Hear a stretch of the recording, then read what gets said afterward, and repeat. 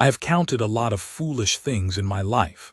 Cards a man shouldn't have bet, cattle we'd never find again, the exact number of days between a promise and the day it broke. I keep a little book for it, a stub of pencil tied on with string, because numbers are the only thing that ever stayed still long enough for me to trust them. But the day Silas Byan loaded straw onto that wagon instead of firewood, with the sky already going the color of a dead man's lips, and every soul in the county hauling logs like the world was ending, that was the one thing I couldn't make a number out of. 12 bales of straw, I counted them, 12. And not one stick of good split cottonwood, not one log, though the pile stood right there taller than the barn, seasoned 2 winters, dry as a sermon. The other hands laughed. The town laughed. I did not laugh, because I had already learned that when Silas did a thing that looked like madness, it was usually the rest of us who were about to look like fools. I just didn't know yet how many of us would be alive to feel it. So let me tell you about the 3 days that straw kept us breathing, and about the family that came out of the white with nothing, and about the debt I didn't know that old man had been carrying for 40 years. Because by the time the blizzard was done showing us why he chose the straw, it had shown me something worse and something better than I'd bargained for. And I have never once, in all the years since, been able to write it down as a number. The first thing I remember is the wind changing its mind. All morning it had come out of the west, steady, mean, the kind of cold that gets under your collar and sets up house. Then a little after noon it stopped. Just stopped, the way a man stops talking when he's decided to hit you instead. The cottonwoods along the creek went dead still. The horses in the corral swung their heads north all at once, ears pinned, and stood there like they were listening to something none of us could hear. I had my tally book out. I remember that. I'd been counting the woodpile because that is the kind of man I am. I'd rather know a number than know a comfort. 14 ricks of split cottonwood and cedar, cut and stacked since August, and I'd just written 14 and underlined it twice when Byan came out of the barn dragging the flatbed wagon by the tongue, and started throwing straw bales up onto it. Now, I want you to understand what that looked like. Every ranch and homestead and dugout for 40 miles was doing the same thing that afternoon once the sky turned, hauling wood, splitting more, piling it by the door until you couldn't get the door shut. There's an old saying out here that a northern winter is just a long argument between a man and the cold, and firewood is the only language the cold respects. My whole life I'd been told the same. You want to live till spring, you keep the fire fed. And here was Silas Byan, 60-some years old, back bent like a fishhook, hands so knuckled up with the rheumatism he couldn't close them all the way, loading a wagon with dry grass. "Wade," he said, not looking up. That was me. "Wade, quit standing there doing arithmetic and grab the other end. Of the straw. Of the straw." I looked at the woodpile. I looked at the sky, which had gone from gray to a low yellow-brown along the north edge, a bruise the color of old teeth. I looked back at him. "Silas," I said, careful, the way you talk to a horse that might kick, "there's weather coming, real weather. Dutch says he can smell it, and Dutch has been wrong about a lot of things, but never about that." "I know it." "Then why in God's name are we loading?" "Because."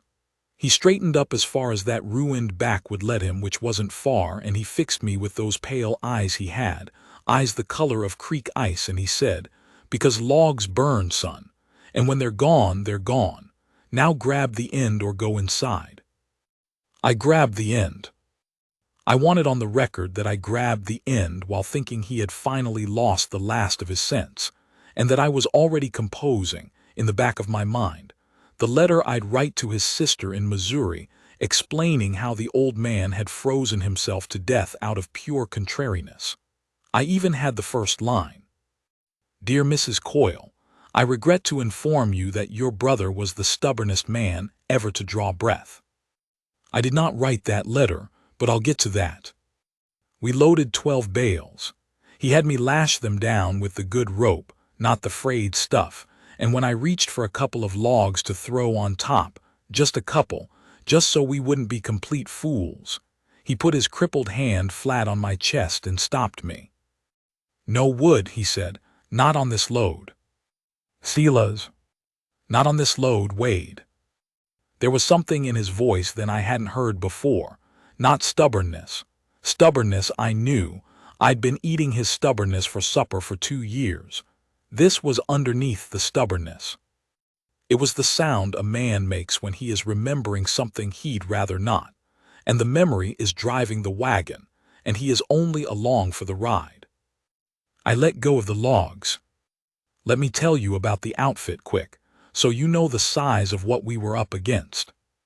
The buy-in place sat in a fold of country the maps didn't bother naming, a long draw with a good creek and bad access, 30 miles from the nearest town, and that town not much. Silas ran maybe 200 head, which is nothing, which is a hard living, and he ran it with 3 men. Me, Dutch, who was old and dependable and coughed like a mine collapsing, and Cole.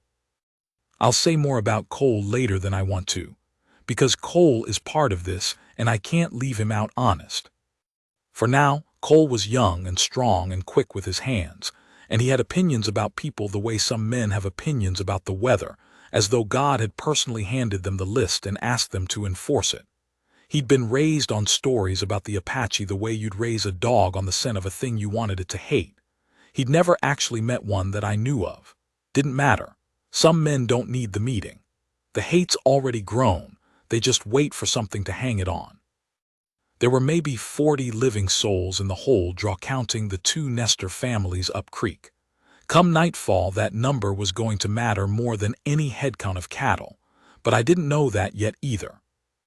What I knew by 3 o'clock was that the yellow bruise in the north had swallowed half the sky and the light had gone flat and strange, so that everything cast no shadow and the world looked painted on tin. The creek water had that black look, and the first flakes came not falling but sideways, sudden, a whole fistful flung against the barn wall with a sound like sand. Then more. Then the wind found its voice again, and this time it didn't argue, it howled.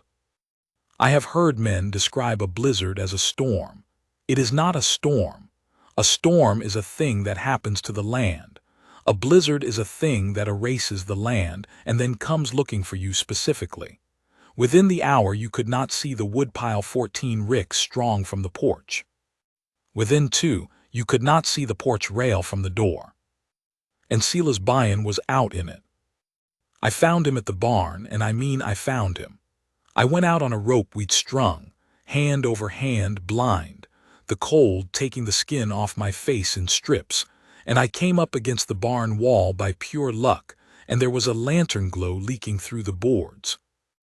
Inside it was a different world, warmer by 20 degrees out of that killing wind and full of the good animal smell of horses and the fat milk cow and the sound of them shifting, nervous, breathing.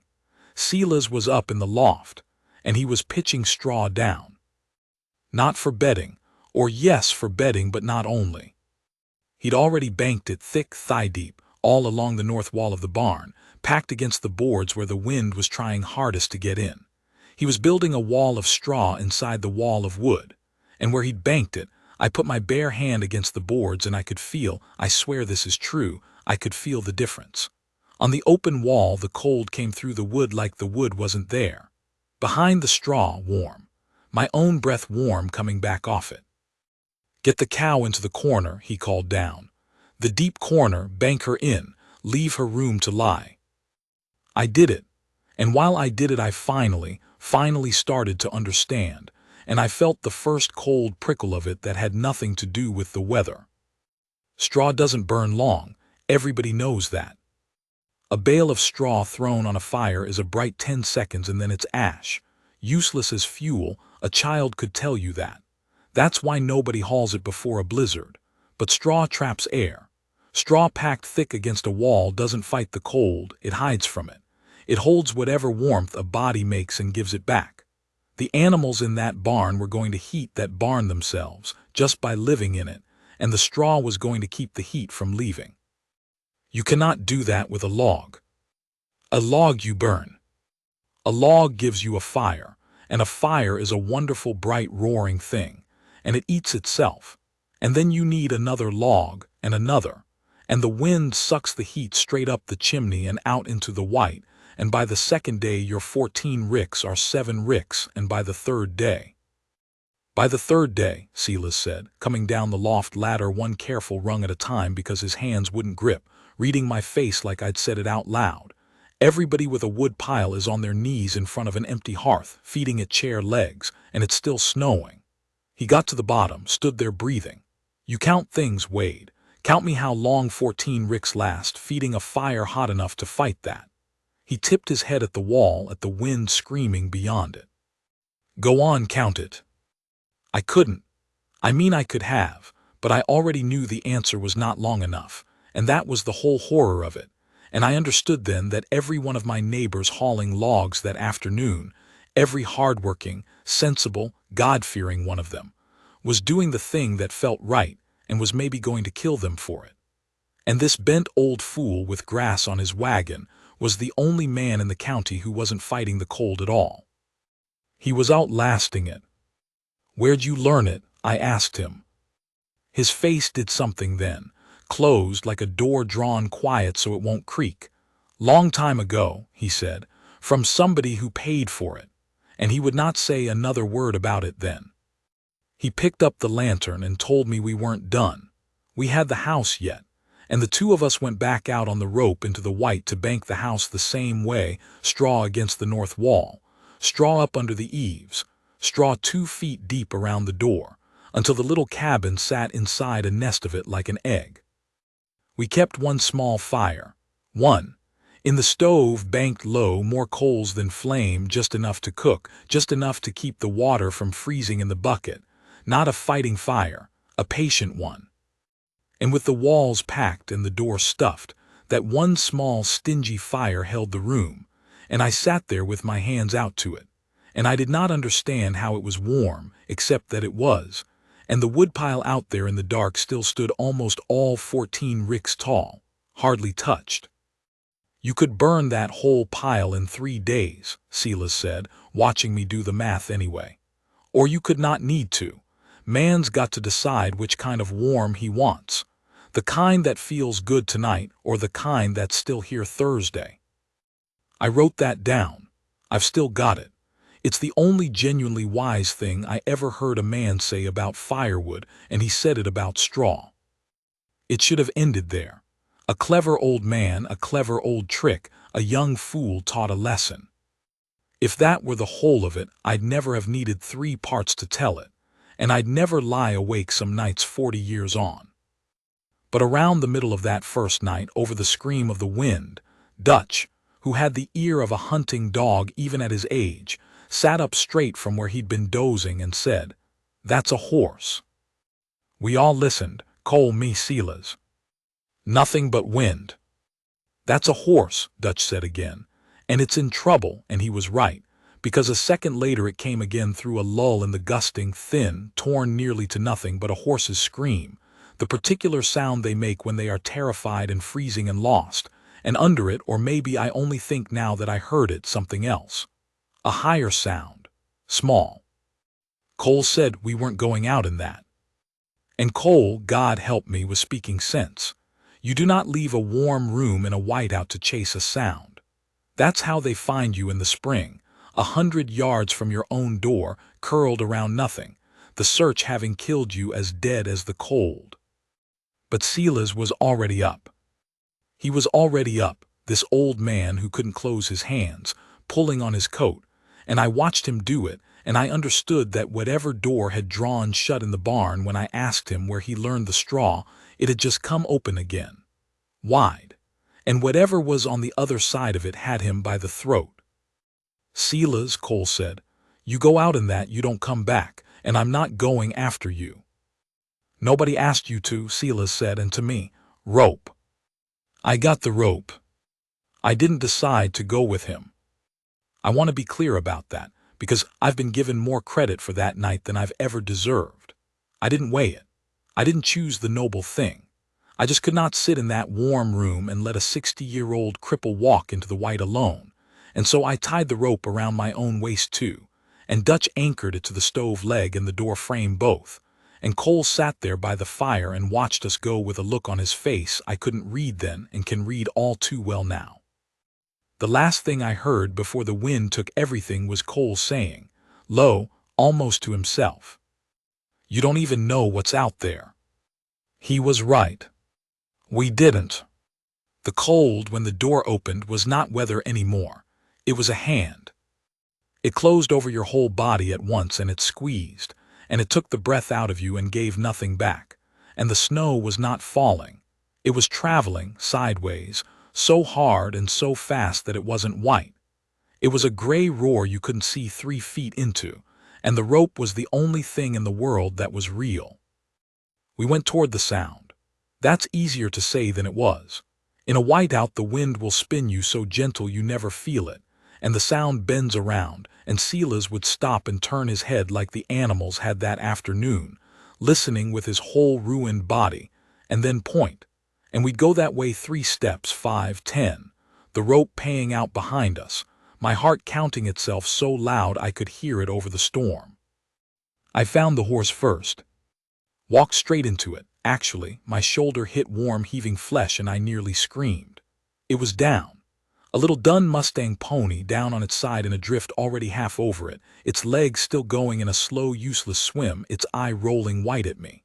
Blood black in that gray light frozen along its flank where it had gone down on something. And it had a rig on it. A saddle, but not our kind, a saddle and a load, blankets and lashed to the load, wrapped and tied against the cold. Silas got to it a half-second behind me, and his crippled hands went to the bundle and pulled the blanket back, and there was a face in there. A child's face. A little girl, maybe 4, maybe 5. So cold her lips had gone past blue to a kind of gray, her eyes half open and not seeing. And Silas made a sound I had never heard a grown man make, a sound out of the very bottom of him, and he had her out of the lashings, and inside his own coat against his own body, before I'd even finished understanding what I was looking at. "There's more," he shouted at me, his mouth right at my ear so I could hear. "A horse doesn't ride out alone with a child. There's more. Find them." And there were. I found the man 40 feet on, following the pony's back trail that was filling in even as I read it. He was on his feet. That was the thing that stopped my heart. He was still on his feet in that, upright, moving, one arm dragging a woman who was not on her feet, who was down and being dragged, and his other arm out ahead of him feeling the air, and he was walking a straight line toward a barn he could not possibly see, could not possibly know was there, walking on pure will toward the last direction he'd known held shelter, and he had been walking it, I would learn later, for the better part of an hour. He was Apache. I knew it the moment I got close enough to see him, from the cut of his clothes and the way he'd wrapped the woman, from a dozen small things a plainsman reads without thinking. And I knew, in the same instant, exactly what Cole was going to say when I brought them through that door. I want to tell you, I didn't hesitate. I did hesitate. 1 heartbeat. 1. Long enough to hear Cole's voice in my head, "You don't even know what's out there." Long enough for the whole ugly weight of everything I'd ever been taught to press down on that 1 heartbeat. And then the man turned his head toward me, this stranger walking blind through the killing white with his wife dying in his arm and his daughter already gone ahead of him into the storm. And he could not see me. The snow was too thick, but he heard my step and he turned toward it, and he did not reach for a weapon and he did not run. He held out his hand. To me, a white stranger looming up out of a blizzard. He held out his open hand, because he had a woman down in the snow and he could not carry her alone, and he had run all the way to the bottom of himself and past it, and he was asking. In the one language that doesn't need any words at all, he was asking. I took his hand. I have counted a great many things in my life, and I have gotten most of them wrong. And I have never been able to put a number to what I felt in that half-second when a freezing man's fingers closed over mine and held on. But I know it changed the arithmetic of everything that came after. I know that when I took that hand, I stopped being able to bring them through Cole's door as a problem and started having to bring them through as people. And I know that back in that warm cabin, by that patient, stingy little straw-fed fire, Cole was waiting, and Cole had a rifle, and Cole believed to the marrow of his bones that he was right. Getting them back was worse than finding them. I keep a book, I've said, numbers, and the number I could not stop counting on the way back was 4. 4 bodies now on one rope meant for 2. The man on his feet still but slower, the will in him running out like sand from a torn sack. The woman I had over my own shoulder, dead weight, so cold that where her face pressed my neck I felt no warmth at all, only a coldness that seemed to reach in past my collar and go looking for my own heat to steal. Sila's ahead with the girl inside his coat, following the rope back hand over crippled hand, and the little dun pony we had to leave. That was 5 if you counted the pony, and I always count, and I hated the number because I knew we were leaving it to die and there wasn't a thing on God's earth to be done about it. The rope ran out. I mean, we came to the end of it, the anchored end. Dutch's not on the door frame, and the door was right there, 4 feet away, and I could not see it. That's how a whiteout kills you at your own threshold. But Dutch had done a thing, old Dutch. He'd hung the milk pan on a nail by the door, and every little while he'd bang it. And through the roar came that flat tonk, tonk, and we followed the sound the last 4 feet the way a blind man follows a voice. And I got my hand on the latch and I shoved the door in and we fell through it. All of us, into the light and the warmth, into the smell of coals and coffee and living men. And into Cole. He was standing. He'd stood up when the door opened, and he had the rifle, not pointed, just held the way a man holds a thing to remind a room it's there. His eyes went over the man, over the wrapped woman coming off my shoulder onto the floorboards, over the small shape inside Silas's coat, and I watched the understanding land in him, and I watched what he did with it. "No," Cole said. Just that, no, quiet, like he was correcting a sum. Silas didn't even look at him. He was down on his knees on the floor, working the girl out of his coat, and his ruined hands couldn't manage the buttons, and he was near weeping with the frustration of it. This old man.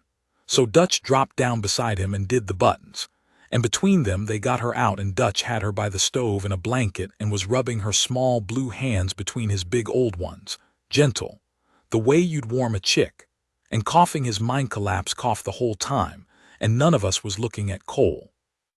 Which was a mistake, because a man you don't look at will make himself heard. I said no. He stepped between the stove and the door, between the warmth and the people who needed it, and now the rifle wasn't just held, it was meant. Not them, not in here. You want to know what those people... Cole, I got up off the floor, my legs didn't want me. Cole, that's a child. I know what it is. And he did the thing men like Cole always do, which is to reach for the story. The one he'd been raised on, the scent laid down in him before he was old enough to choose. He started telling it. What they'd done someday, somewhere, some year, a raid, a burning, names of the dead that might have been real for all I know, might have been true, probably were true somewhere, sometime, because there is no people on this earth that hasn't a true horror to its name if you go looking. He told it fast and low, and his voice shook, and I understood, standing there dripping snowmelt on the floor, that Cole was not lying. That was the terrible part. He believed every word. The story had him the way Silas's straw memory had Silas. Only Cole's story ended in a rifle, and Silas's ended in a wagon full of grass. And I stood between the two of them, not knowing yet which story was going to run the night. The Apache man had not moved from where he'd come to rest against the wall. He couldn't have run if he'd wanted to. He was finished, spent all the way down, sitting with his wife's head in his lap and his hand flat on her chest feeling for the breath, and he watched Cole's rifle and Cole's mouth with a face I will never forget as long as I keep breathing. It was not fear. He'd used up his fear out in the white. It was a kind of terrible patience. The face of a man who has arrived, after everything, at a warm room, and is being told by the rifle that the room is not for him, and who is too tired to be surprised by it.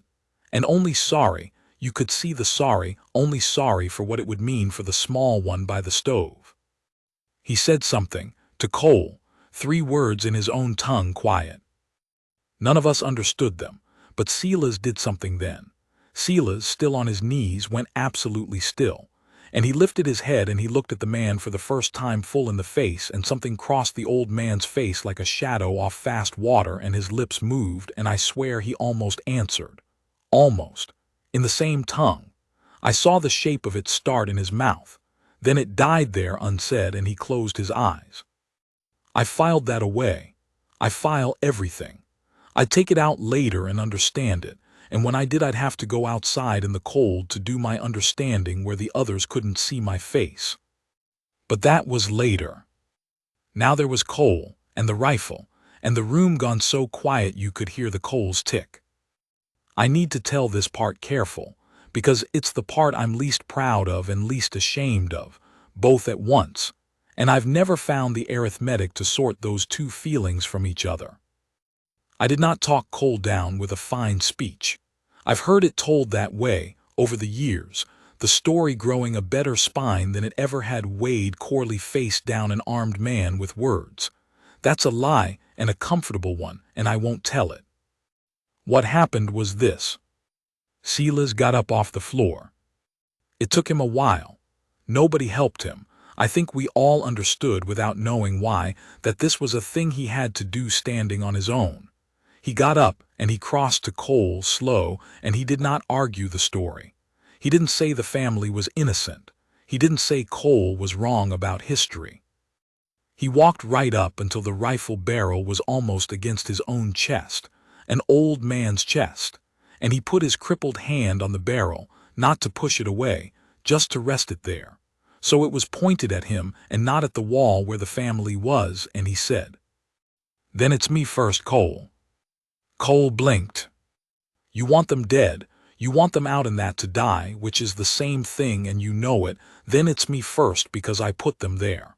I brought them in. It's on me and not you. And I'll not stand in a warm room and watch a man freeze a child to be rid of an old wrong that ain't the child's to carry. So." He tapped the barrel with one bent finger, tonk, like Dutch's milk pan.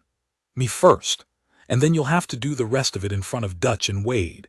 And you'll have to live in this draw with them come spring, in that little cabin all winter, the 4 of you and 2 dead strangers under the snow out back where the ground's too froze to bury till April. You think on how that winter goes, son. You think real hard on the length of it." He count things too, it turned out. Silas. He just counted Cole a number Cole hadn't wanted to see, not the number of the dead in the old story. The number of days a man has to sit across a small table from the people who watched him do a thing. Cole's arms came down. Not all at once. First the rifle dropped to where it pointed at the floor. Then his shoulders, then the story going out of his face the way the light goes out of a window when someone inside carries the lamp to another room, not gone, just moved off, still burning somewhere back in him where I couldn't see. He didn't say sorry. Cole never in his life said sorry to anybody. He just turned and sat down hard on the wood box in the corner, far from the stove, and put the rifle across his knees pointed at nothing, and stared at the wall, and would not look at any of us for a long time. I let out a breath I'd been holding so long the room swam. And I thought it was over. That was my mistake, and I'll own it. I thought the danger was the man with the rifle, because the man with the rifle is a danger you can see and count. I forgot the other thing in the room. The thing with no face and no name and no rifle, the thing pressing on the north wall, the thing that had been in the barn that afternoon making the horses swing their heads. I forgot that the blizzard was not weather. The woman on the floor stopped breathing. Her husband knew before we did. Of course he did. His hand had been on her chest the whole time, feeling for it, and I saw the exact moment his hand felt it stop, saw his whole body seize around the not feeling of it, and he made no sound at all, which was worse than any sound, and he bent over her and put his mouth near hers and breathed his own breath into her, once, twice. Dutch was there in a heartbeat. Dutch had seen this. He'd worked a rescue on the Platte years back. A drowning, and he knew the trick of it. The pressing on the chest, the breathing, and he and the husband worked over her together. The two of them. An old white cowhand and a young Apache father. 4 hands on one cold woman's ribs, and there was not one particle of they left in that room now. There was only her, and the 2 men trying to argue her back across a line she'd stepped over. I did the only thing I knew to do, which was the wrong thing to matter and the right thing to keep me from being useless. I built up the fire. And here is where the straw came back around, and I need you to understand it or the rest makes no sense. Because my hand went, out of pure animal habit, out of everything I'd been taught my whole life, toward the woodpile logs stacked by the stove. Big fire. She's freezing. Build a big fire, roar it up, drive the cold back. Every instinct I owned reached for the logs. And Silas caught my wrist. Even now, even with a woman dying on his floor, his crippled hand closed on my wrist hard as a trap, and he said low and fast, "No, not the logs. You build that roaring and you'll cook the side of her that's near it, and the far side stays froze, and you'll draw all the warm straight up the pipe.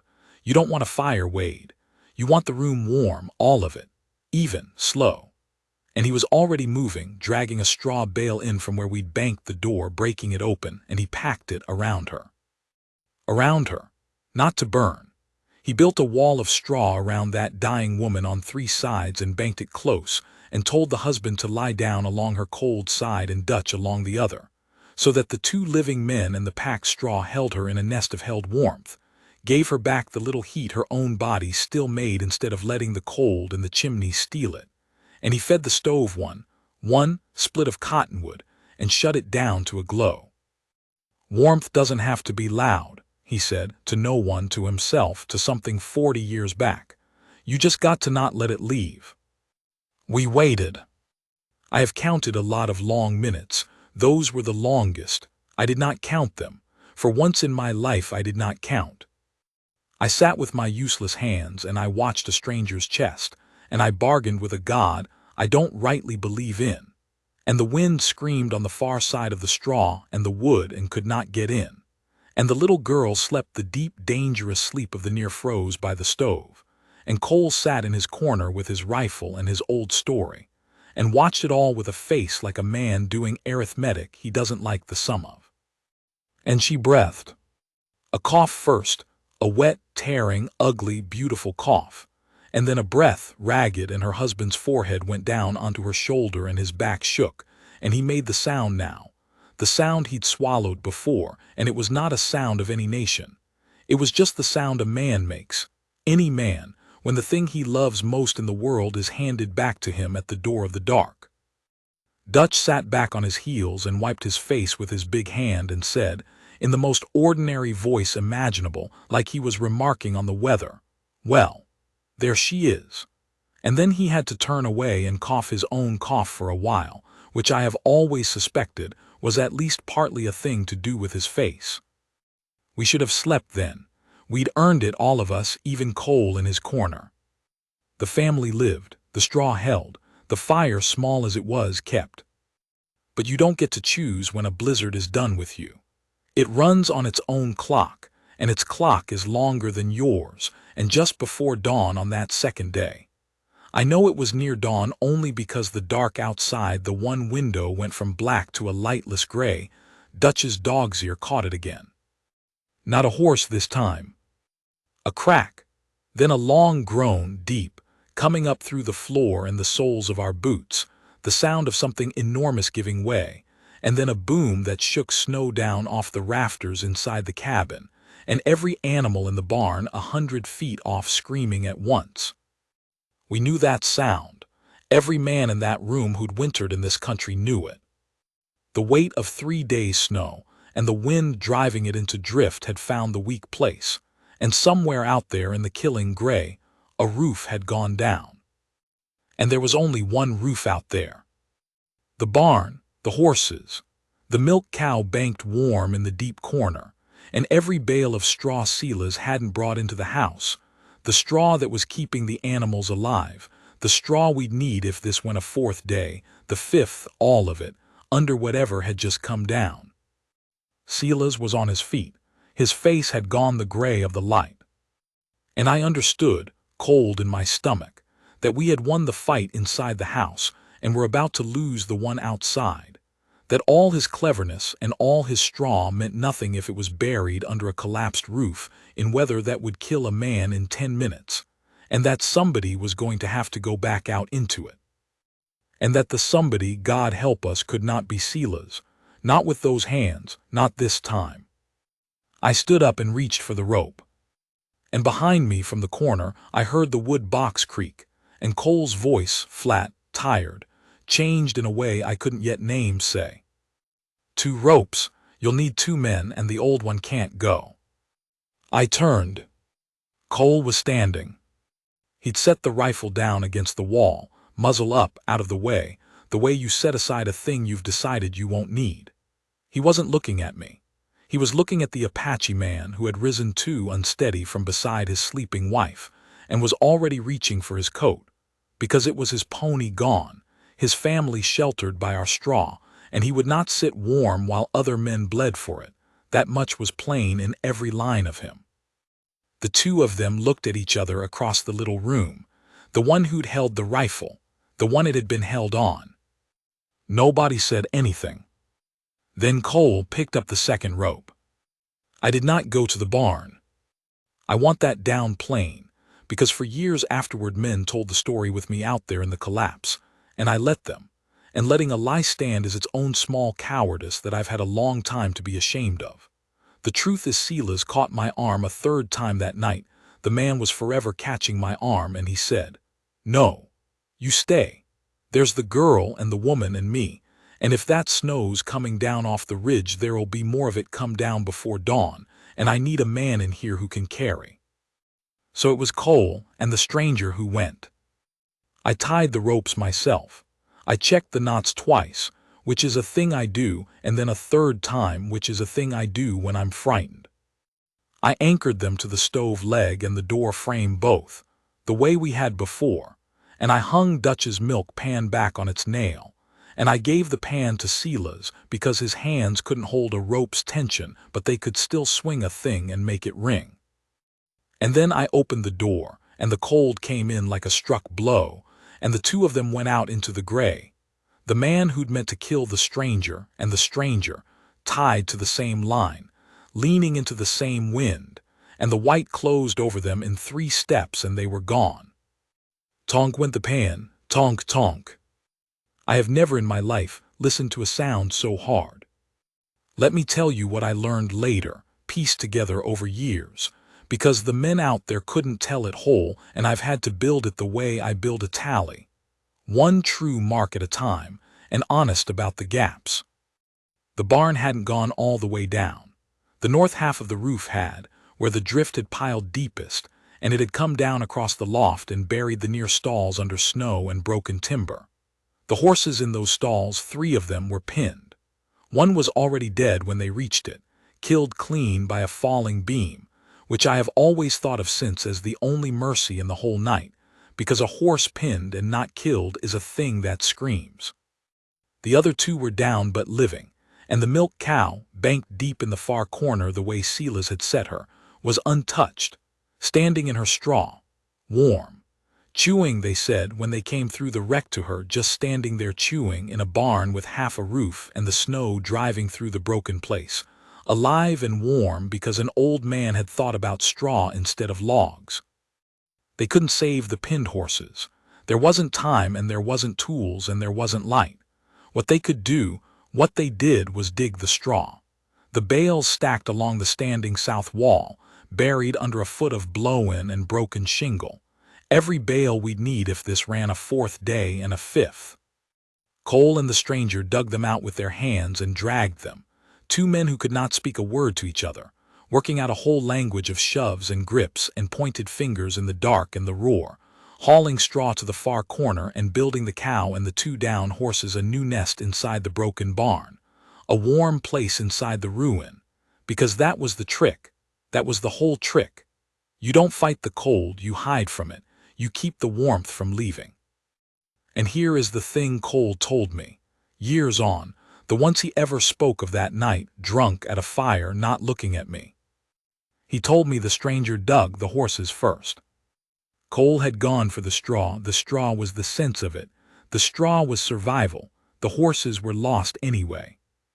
But the stranger had gone straight to the pinned, living horses and put his shoulder to a beam that 4 men couldn't have lifted, and Cole had watched him try, watched him fail, watched him try again. This exhausted man throwing himself against a thing that would not move for the sake of 2 animals that were not even his, and Cole said something broke in him then. Not the story. The story was already cracked. This was the thing under the story. He said he stood there in the wreck of the barn and watched a man he'd meant to kill 6 hours before nearly kill himself trying to save 2 dying horses, and he thought about his own rifle standing muzzle up against the cabin wall, and he was so ashamed he could have laid down in the snow and let it take him. He didn't.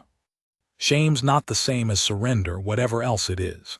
He went and put his shoulder next to the stranger's, and together they still couldn't lift the beam, and together they gave it up, and together, this is the part Cole couldn't get through without stopping, together they cut the 2 horses' throats. Quick, clean, so they wouldn't lie there and freeze slow under the timber. 1 knife. They passed it between them. Cole did one, and the stranger did the other, and neither man could do both, and neither man would let the other do both alone. That's the moral weight of it, if you're keeping count of such things the way I do. Not the rifle in the cabin. That was easy in the end. A rifle put down is just a rifle put down. The heavy thing was 2 men who'd started the night as enemies kneeling together in a broken barn in a blizzard, passing a knife back and forth, doing the one mercy left to do, and finding out the hard way, the only way it ever really takes, that there was no they out there in the dark. There was only the work, and the cold, and the 2 of them against it. They came back on the rope near full light. Cole first, then the stranger, and they fell through the door the way we all had, into the warm, and neither of them could speak for the cold and the spentness of it, and I got them down by the stove, the small stove, the patient fire, and Sila's packed straw around them same as he'd packed it around the woman. And the woman herself, awake now, weak, propped against the wall with her daughter finally stirring in her lap, watched her husband come back from the dead a second time in one night and did not weep. Only reached out and put her hand flat on his snow-crusted chest the way he'd had his hand on hers, feeling for the breath and finding it. The blizzard broke on the 3rd day. It didn't end grand, blizzards don't, the wind just tired. Went from a scream to a moan to a mutter, and then 1 hour there was a stillness so total after 3 days of roar that it woke us all, the way a stopped clock will wake a man who slept through its ticking. And the light came up clean and hard and blue, and I opened the door onto a world I did not recognize. Every fence gone, every landmark drowned, the woodpile a smooth white hill, the whole draw made new and blank and terrible and beautiful, and so bright off the snow it hurt to look at. We'd made it. 9 souls and a milk cow in a cabin built to hold 4, on 1 small stove and 14 ricks of firewood barely touched, because we'd never fed the fire the way the cold wanted us to. I went and counted the ricks, out of pure habit, wading out through the drifts with my hand up against the glare, and I counted 12. 12 ricks of the 14 I'd marked in my book 3 days before. 2 ricks in 3 days in the worst weather of my life, for 9 people and the stock. And I stood there in the blinding blue and I thought about the neighbors, the nesters up the creek, the outfits over the ridge, every sensible God-fearing man who'd hauled logs that afternoon and built the roaring fires the cold demanded, and fed them, and watched the pile shrink. I thought about 14 ricks going in 3 days instead of 2, going to nothing, and the snow still falling on the 2nd night with the hearth gone cold. I found out in the spring I'd been right to think it. Not everyone in that draw came through. I won't set down the count. I've kept a lot of numbers in this book, and that's the one I finally couldn't make myself write. Now here is the last of it, and it's the part I went outside to understand. That night by the stove when Silas near answered the stranger in his own tongue, and then closed his mouth on it. It came out slow, over the 3 days we were snowbound together, and more of it after in pieces. Some the woman told, once she had her strength in some of our words. Some the stranger, who turned out to have more of our tongue than he'd let on that first night, when letting on would have cost him. And some Sela's, finally, the last night when everyone else slept, and it was just him and me and the low fire, and I asked him one more time, straight out, where a cowman learns to winter like an Apache. And this time the door in him didn't close. 40 years back, he said. Younger than Cole. Caught out in weather like this, worse maybe, alone. A fool boy who'd hauled logs like he'd been taught and burned through them in 2 days and sat in a cold camp on the 3rd day waiting to die. Because that's what you do. You build the big fire and you feed it, and when it's gone you die. That's the whole arithmetic of it, and he'd never been shown another sum. And a family had found him, Apache. Come across a frozen white boy in their country, a boy whose people would as soon have shot them as looked at them, and they had every reason in the world and 40 years of true grievance to leave him to the cold he'd earned. And they didn't. They took him into their own shelter, a shelter warm, he said, warm without any roaring fire, warm in a way that made no sense to him, and it was days before he understood it was the straw, the banked grass, the trick of hiding from the cold instead of fighting it, the whole patient science of not letting warmth leave. They kept him, fed him, taught him without ever meaning to teach, just by living in front of him.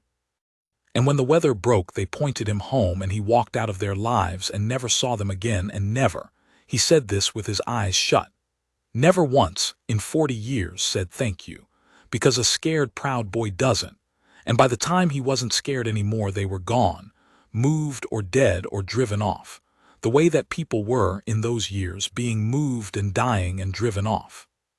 He carried it 40 years, the debt, the unsaid thanks. He built his whole life around a kindness he'd never paid back and couldn't find the people to pay it to.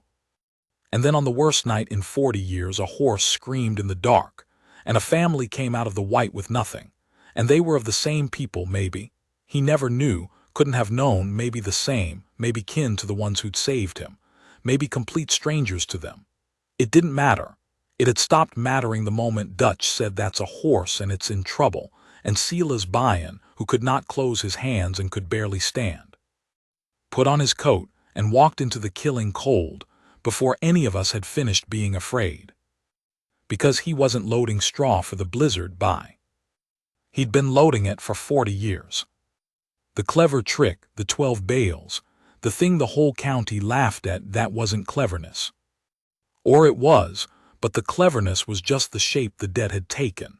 He'd spent 40 winters wintering the way they'd taught him, keeping the straw, keeping the warmth, keeping himself alive by a kindness he could never repay, and every single time he banked a wall of grass against the cold, he was saying the thank you he'd never gotten to say. And when the chance finally came, when the people themselves came walking out of the storm into the one draw for 40 miles where a man knew their trick and honored it and had a wagon of straw and a heart full of a 40-year debt, he paid it. All at once. The whole of it. Out there in the white with his ruined hands. He didn't tell me it that way. Sela's would have sooner eaten his hat than put a bow on a thing. He told it flat and left the meaning lying there for me to pick up, the way he left everything. And then he said, so, now you know where the straw comes from, and he pulled his blanket up and turned to the wall, and that was the end of the telling. But I picked it up, I've carried it since. They left when the passes cleared, near 2 weeks on. We'd fed them, warmed them, dug them a way out. The stranger and Cole spent those 2 weeks rebuilding the barn roof, side by side, and I never once heard them exchange 10 words, and I never once saw them need to. The woman got her strength. The little girl by the end was following Dutch around like a shadow, and Dutch, that old ruin, was carving her a horse out of a scrap of cottonwood, a little dun pony to replace the one we'd lost in the drift, and when they left he pressed it into her hands and had to turn away and cough for a good while after. Sela's gave the man a horse A real one, a good one, out of his own small string he couldn't spare and would hear no argument about it. And he gave him something else wrapped that I didn't see the whole of, but I saw the shape, and I've always believed it was straw. A little of it, banked and tied. A thank you, 40 years late, handed off in the only language that ever needed no words. The man took it. And at the last, mounted, ready to ride out of that draw and out of our lives the way Silas had once ridden out of his family's, he looked down at Silas a long moment. And he said 3 words. The same 3, I'd swear it, that he'd said the first night with the rifle on him, the 3 none of us had understood. And this time Silas answered. In their tongue, quiet, the door in him all the way open at last after 40 years. Whatever he'd almost said that first night and swallowed, he said it now. 2 old debts and 1 long-carried thank you passing between 2 men on a blue cold morning, and the rest of us standing there in the snow not understanding the words and understanding everything else. I asked him after they'd gone what the man had said, those 3 words twice. Silas watched the horses grow small against the white ridge for a while before he answered. Then he said the man had told him, the first night, with the rifle on him and his wife dying in his lap and his daughter froze half to death.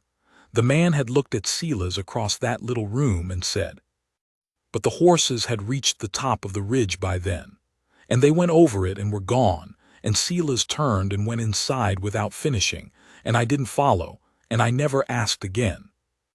I've got a lot of numbers in this book, 14 ricks and 12 after.